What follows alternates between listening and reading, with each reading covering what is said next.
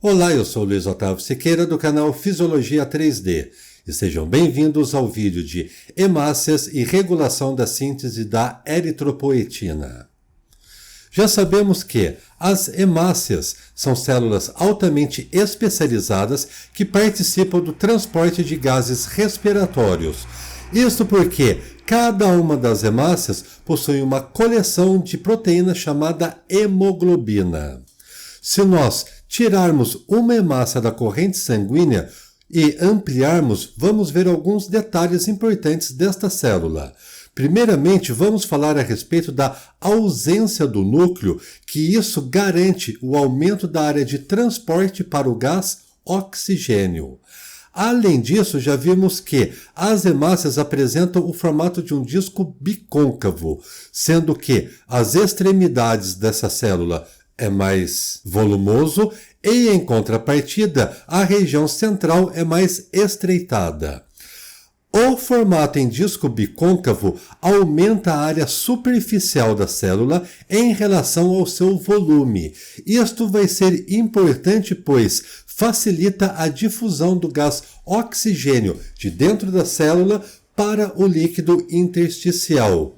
E já sabemos que a hemoglobina é uma proteína cuja função seria combinar com oxigênio preferencialmente. Mas vamos ver também que o dióxido de carbono também combina com a hemoglobina. Vamos ver nos próximos slides a função e a anatomia da hemoglobina. A hemoglobina apresenta como estrutura duas cadeias polipeptídicas alfa, duas cadeias polipeptídicas beta, 4 pigmentos não proteicos chamados de M, além disso 4 íons ferro. Vejamos agora, com o auxílio desta figura, a estrutura tridimensional da hemoglobina. Veja só, esta proteína é formada por duas cadeias polipeptídicas alfa, duas cadeias polipeptídicas beta, sendo que em cada uma dessas cadeias polipeptídicas existe a presença de um pigmento não proteico chamado M. E este pigmento não proteico está ampliado nessa parte da figura e perceba que na região central existe a associação com íon ferro. O ferro é importante uma vez que o oxigênio se liga de forma reversível ao íon ferro. Além disso, perceba outro detalhe. Cerca de 23% do dióxido de carbono é transportado pela porção globina da hemoglobina. O dióxido de carbono nós já aprendemos lá na playlist de fisiologia celular, que é um subproduto indesejado do metabolismo da glicose que ocorre no interior das mitocôndrias. Vamos falar um pouco a respeito do ciclo vital das hemácias. Estas células apresentam um tempo de vida em torno de 120 dias. A ausência do núcleo e também de algumas organelas citoplasmáticas impedem a regeneração dessa célula. E, quando esta célula encontra principalmente os capilares estreitos do baço, são destruídos. As hemácias destruídas são as hemácias velhas, com tempo de vida em torno de 120 dias. Quando ocorre a destruição dessas hemácias, ocorre que os macrófagos contidos tanto no baço e também no fígado removem e degradam as hemácias rompidas. Mas olha que interessante, parte dos produtos contidos nesta célula são reciclados. Em especial, ocorre a reciclagem de ferro e também dos aminoácidos que formam as cadeias polipeptídicas da hemoglobina. O ferro será reutilizado em novas moléculas de hemoglobina. Os aminoácidos serão reutilizados para a formação tanto de hemoglobina quanto também de outras proteínas. Como ocorre a regulação da formação das hemácias? No vídeo passado, nós aprendemos a respeito da formação das hemácias e também de outros elementos figurados do sangue que ocorre na medula óssea vermelha.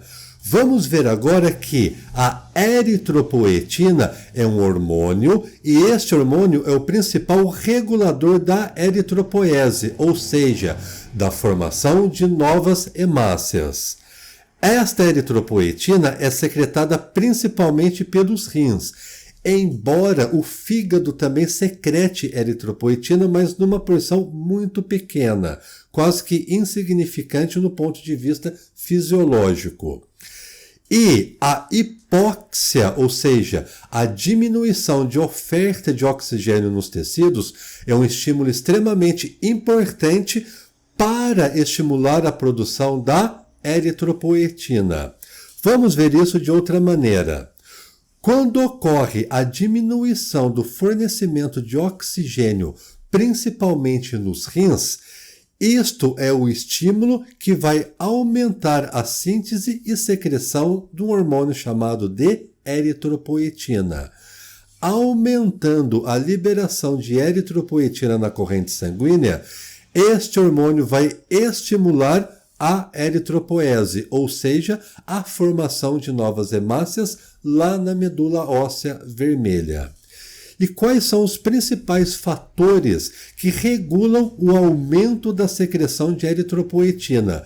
Veja só, nós dissemos anteriormente que a hipóxia, ou seja, a diminuição da oferta de oxigênio nos tecidos, é o fator que leva ao aumento da eritropoetina.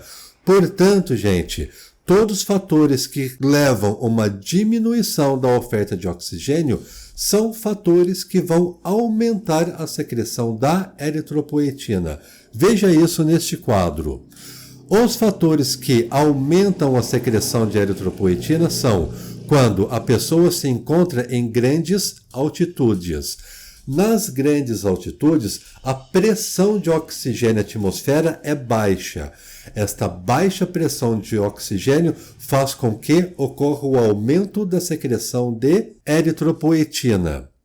Então vocês podem pensar o seguinte: as pessoas que moram em grandes altitudes normalmente vão apresentar um número de hemácias superior em relação às pessoas que vivem ao nível do mar ou próximo ao nível do mar. Isso é verdade. Outros fatores que aumentam a secreção da eritropoetina, por exemplo, doença pulmonar. Em vários tipos de doença pulmonar vai ocorrer a dificuldade da hematose, ou seja, da troca de gases respiratórios. Isso faz também com que a oferta de oxigênio seja diminuída nos tecidos e isto aumente a secreção de eritropoetina. A anemia também faz com que ocorra o aumento da eritropoetina. Isso, obviamente, porque a anemia está associada com a diminuição das hemácias ou a diminuição de hemoglobina, conforme já vimos em vídeos anteriores.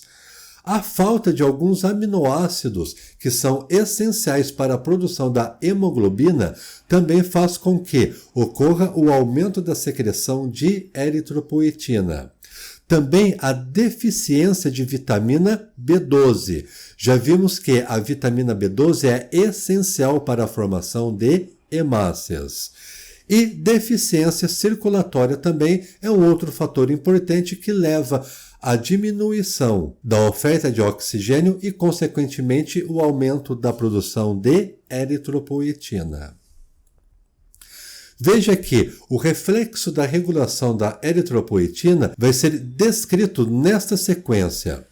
Com a diminuição da oferta do aporte de oxigênio nos rins, isto vai fazer com que aumente a síntese de eritropoetina.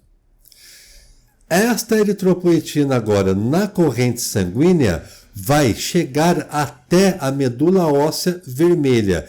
Isso vai estimular a medula óssea vermelha a produzir as hemácias, processo chamado de eritropoese. Com isso, pessoal, vai ocorrer o aumento da concentração de hemoglobina, uma vez que a hemoglobina é a proteína contida no interior das hemácias. E já falamos em videoaulas anteriores que existem aproximadamente 280 mil moléculas de hemoglobina para cada uma hemácia. Com o aumento da hemoglobina, vai ocorrer o aumento do transporte de oxigênio, uma vez que a hemoglobina é capaz de reconhecer e transportar o oxigênio. Isso faz com que ocorra a restauração do aporte de oxigênio, regulando então fisiologicamente a oferta de oxigênio para os tecidos. Pessoal, a respeito das hemácias e formação da eritropoetina, era isso que eu gostaria de falar para vocês. Eu espero que vocês tenham gostado, compreendido os conceitos e que essas informações sejam importantes para a sua formação. Muito obrigado por assistir o meu vídeo e até o próximo.